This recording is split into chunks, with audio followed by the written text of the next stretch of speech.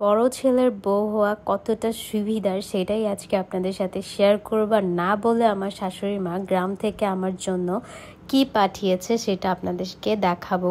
আর যেদিন আমার অনেক বেশি পার্সেল থাকে ঠিক তার আগের দিন আমি কিভাবে সব কিছু গুছিয়ে রাখি। যেদিন আমার 40 থেকে 50টা পার্সেল থাকে, যেহেতু একা একাই আমাকে সব করতে হয়, সো সেগুলো আপনাদেরকে দেখাবো। আগের দিন রাতে আমি কিভাবে সব কিছু প্রিপারেশন নিয়ে থাকি। সো আই হোপ অনেকেরই হেল্প হবে যারা নতুন নতুন বিজনেস স্টার্ট করেছে। আসসালামু আলাইকুম। সো এটা আগের দিন রাতে আমি পাঙ্গাস মাছ রান্না করব। এই মাছটা অনেকেই খান না, যারা খান না অবশ্যই আমি বলবো এটা যার যার পার্সোনাল ব্যাপার, বাট আমি বিয়ের পর থেকে খাই, ভালোই লাগে। সো আমি মাথাটা পাঙ্গাস মাছের যেটা করছি, গরম পানি দিয়ে হলুদ দিয়ে লবণ দিয়ে একটু সিদ্ধ করে নিই। এতে যেটা হয় কোনো গন্ধ থাকে না। এটা আমি সবসময় করি, আর শুধু পাঙ্গাস মাছ না, যে কোনো মাছের মাথায় এরকম করে থাকি।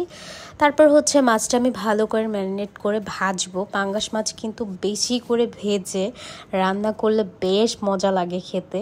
আমি তো এই মাছ ছোটবেলা থেকে এত বড় হয়েছি, প্রায় 20 বছর বয়স আমি খাইনি এই মাছ, কিন্তু বিয়ের যখন থেকে আপনাদের ভাইয়ের সাথে থাকা শুরু করেছি, 2 বছরে আমি খেয়েছি। সো 20 বছর এই মাছটা আমি না খেয়েছিলাম, বাট এই 2 বছর ধরে আমি খাচ্ছি। আমার কাছে তো এখন ভালোই লাগছে এই মাছটা খেতে। আগে তো ভাবতাম যে কেমন না কেমন, বিকজ অফ আগে খেতাম না কখনো। ইভেন আমার আব্বুও কখনো এই মাছ আনেনি, প্লাস আমার আম্মু বাজার করতো মাঝে মাঝে, বাট আমার মাও আনেনি। সো আমাদের এই মাছটা খাওয়া হয়নি। এখানে আমি রান্না করতেছি, আর আমার মেয়ের যেটা একটা হ্যাবিট, সে মুরগি অথবা মাছ যেটাই দেখবে সেটাই এরকম খেতে চাইবে, রান্না করার সময় যে মা খাবো। আর ও ভাজা মাছ অনেক পছন্দ করে। সো ভাবতেছিল যে আমি হয়তো বা ওর জন্য রান্না করছি। আমি ওকে বললাম, মা মাছগুলো কাঁচা, যখন হবে আমি তোমাকে দিব। সো আমি এই দেখেন মাথাটা কিন্তু আগেই সিদ্ধ করে নিয়েছি হলুদ আর লবণ দিয়ে, কোনো স্মেল ছিল না, আর খেতেও বেশ ভাল লাগছে। আর মাথাটা কিন্তু আমি খাই না, আপনাদের ভাইয়া খায়। যে কোনো মাছের লেজ আমি খাই, আর মাথা ও খায়। ওর মাথা খুব পছন্দ, আর আমার লেজটা পছন্দ। সো এই দিক দিয়ে আমাদের ভালো হয়েছে, ঝগড়া লাগে না দুইজনের। আর ও সবসময় মুরগির রান আমার জন্য রেখে দেয়, ও সবসময় স্যাক্রিফাইস করে এই ব্যাপারটাতে। বিয়ের আগে থেকেও দেখছে যে আমাদের বাসায় যখন যেত, কাবিন হওয়ার পর, আমার আম্মু বা আমার ভাই বা আমার বাবা কেউ মুরগির রান খেত না, আমার জন্য রেখে দিত। সো ও এই জিনিসটা দেখে আমার মার থেকে শিখছে, ও আমার জন্য এই জিনিসটা স্যাক্রিফাইস করে। যাই হোক, হয়তো বা ইয়াস আর একটু বড় হলে এটা আর খেতেও আমি পারবো না, আমার আবার তখন স্যাক্রিফাইস করতে হবে তার জন্য। যাক, এটা ব্যাপার না। যাই হোক, আমার গলা শুনে হয়তো বুঝতেছেন আপনারা আমার একটু একটু ঠান্ডা লেগেছে। যদিও আমি ঠান্ডার পেশেন্ট, আমার 12 মাসই লেগে থাকে, বাট এখন একটু বেশি লাগছে, ইদানিং বেশি কাজকর্ম হইতেছে। আপনাদের ভাইয়া নেক্সট ব্লগে দেখাবো 2 দিনে 15 কেজি মুরগি আনছে। সো ওইগুলো আমার সব প্রসেসিং করে ঠান্ডা জিনিসগুলো বেশি চারা করেছি, বেশি ঠান্ডা লেগে গেছে। যাই হোক, আমি মাছটাই দেখেন, পাঙ্গাস মাছ আমি ঠিক মুরগির মাংস যেভাবে রান্না করি এরকম হলুদ মরিচ তারপর আদা রসুন বেশি করে দিয়ে রান্না করি। বিলিভ মি, এত বেশি টেস্ট হয়। আর এইটা আমি শিখেছি আমার হাজবেন্ডের কাছ থেকে। এই রান্নাটা ম্যাক্সিমাম রান্নাই আমি ওর কাছ থেকে শিখেছি, যেহেতু আমি বিয়ের আগের জীবনে রান্না করি নাই। সত্যি আমি কখনো রান্না করি নাই বিয়ের আগে ওইভাবে। তো এই রান্নাটানা করে রাতে ঘুমিয়েছিলাম। পরের দিন সকালে উঠেই দেখেন সব পার্সেল নিয়ে বসছি। আজকে প্রায় 47টার বেশি পার্সেল ছিল মেবি, আমার এখন মনে আসতেছে না। এগুলো সব আমি একা একা করেছি। ওই দিন আপনাদের ভাইয়াও আমাকে হেল্প করতে পারেনি, তার অফিসের সময় হয়ে গিয়েছিল, সে চলে গিয়েছিল। এগুলো করে ঘরের কাজ করে আমি প্রচণ্ড টায়ার্ড হয়ে গিয়েছিলাম। এর মধ্যে যেটা হয়েছে, আমার দেবর বাসার নিচে যে আমাদের এক রিলেটিভ এসেছে, ওর কাছে মা নিজের হাতের পালা মুরগি, দেশি মুরগি পাঠিয়েছিল। এটা দেখে আমি ভীষণ খুশি হয়ে গেছিলাম। আর এখানে ইয়াসার জন্য পেঁপে পাঠিয়েছে, আমাদের পেঁপে গাছ আছে। সো এখান থেকে আমি এটা দেখে অনেক বেশি খুশি হয়ে গেছি। এই যে আমি এতগুলো পার্সেল করেছি, বিশ্বাস করেন একটুও কষ্ট লাগেনি এই জিনিসগুলো দেখে, যে হয়তো বা আমার মানি, বাট আমার শাশুড়ি মা তো আছে, সে থাকলেই হবে। আল্লাহ যেন তাকে অনেক অনেক বছর বাঁচিয়ে রাখে আমাদের মাঝে। এই যে ছোট ছোট জিনিসগুলো কি যে আনন্দের আর কি যে ভালো লাগার।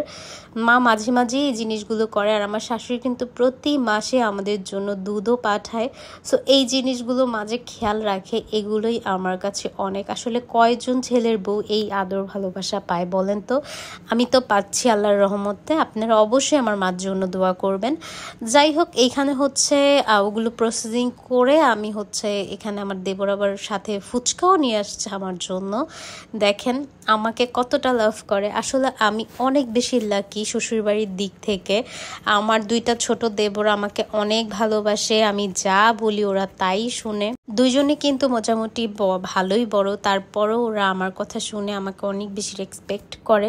সো এই জিনিসগুলো আমার কাছে অনেক বেশি পাওয়ার। আর আলহামদুলিল্লাহ ছোটটা কারো কথাই শুনে না, বাট আমার কথা শুনে। এটার জন্য আমি সবসময় অনেক বেশি প্রাউড করি যে না, ও আমার কথা শুনে। ও কারো কথা শুনে না বাসার, বাট আমার কথা শুনে। আর ওরা আমাকে আপনি আপনি করে বলে, এই জিনিসটা আমি বেশ এনজয় করি, বিকজ আমাকে আপনি করে শুধু ওরাই বলে, আর কেউ বলে না। যাই হোক, এখানে হচ্ছে আমার দেবর বলতেছিল যে সে বাসায় যাবে কালকে। সো আমি ভাবলাম যেহেতু কালকে বাড়িতে 2 দিনের জন্য যাবে, বেশি না, ও যেহেতু চলে যাবে 2 দিনের জন্য, ওকে যাওয়ার আগে একটু গরু মাংস খাওয়াই দিই। সাথে সাথে ফ্রিজ থেকে গরু মাংস বের করলাম আর রান্না স্টার্ট করে দিলাম, যেহেতু সে 2 দিনের জন্য বাড়িতে যাবে। সো এর আগে আমি তাকে একটু ভালো মন্দ খাওয়াই দিই, যেহেতু আমার একটা দেবরই বাংলাদেশে আছে, আরেকটা দেবর দেশের বাইরে থাকে। সো ওকে যেহেতু পাই না, খাওয়াতে পারি না, ছোটটাকে খাওয়াই, তাও মনটা শান্তি লাগে।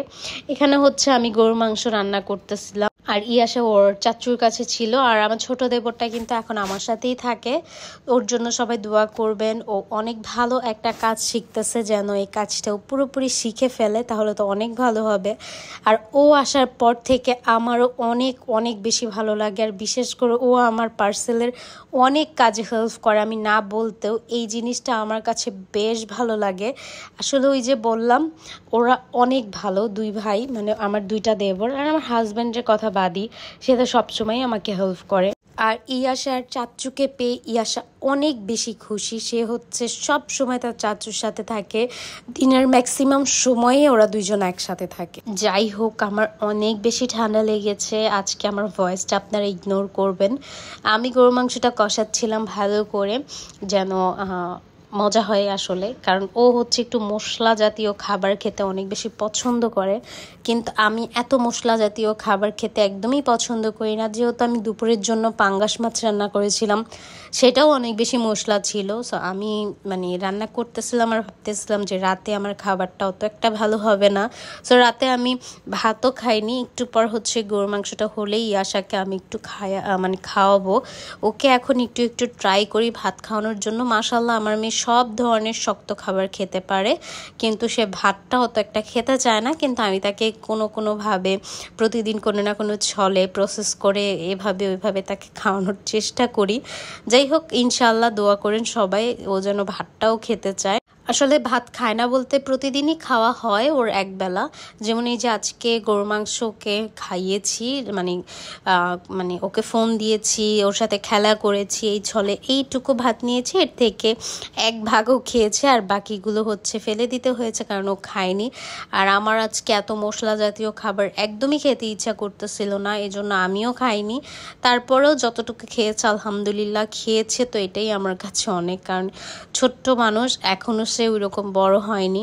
আর যেহেতু আমি একা থাকি, সো ও অনেক বেশি, আমি যখন রাগি ভয় পেয়ে যায়, এই জন্য আমি সহজে ওর সাথে রাগারাগি করি না। বাট যখন অনেক বেশি রাগ উঠে যায় খাবার নিয়ে বিশেষ করে, তখন বকা দিই। ওকে খাওয়ানোর পর আমি হচ্ছে আম নিয়েছি 2টা, আম খাবো। আমের সিজন প্রায় শেষের দিকে, বাট আমার আম এত পছন্দ, স্টিল এখনও আমি আম খাচ্ছি আর ভয়েস দিচ্ছি। আম আমার খুবই পছন্দের একটা খাবার। যাই হোক, তো এই ছিল আজকে সারাদিনের অ্যাক্টিভিটিস। সো আশা করি সবাই ভালো থাকবেন। আল্লাহ হাফেজ।